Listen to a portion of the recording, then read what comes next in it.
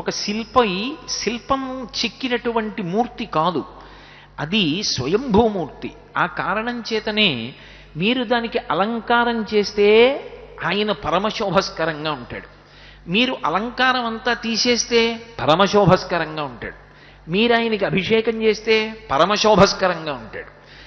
మీరు ఆయనకి ఏదో కేవలం పువ్వులతోటి వస్త్రం కడితే పూలంగి సేవని పరమశోభస్కరంగా ఉంటాడు. మరి అసలు ఉండంది ఎప్పుడూ కాదు.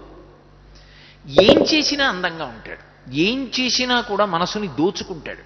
అలా మీకు సాధారణంగా ప్రతి దేవాలయంలో ఉన్నటువంటి ప్రతిమూర్తి అలా అంగీకరించదు. ఒక్కొక్క విశేషాలంకారంతో శోభిల్లుతాయి తప్ప అన్ని రకాలుగానూ కూడా శోభిల్లగలిగినటువంటి శక్తి కలిగినటువంటి మూర్తి ఒక్క వెంకటాచలంలో ఉన్నటువంటి వెంకటేశ్వర మూర్తియే. అది ఒక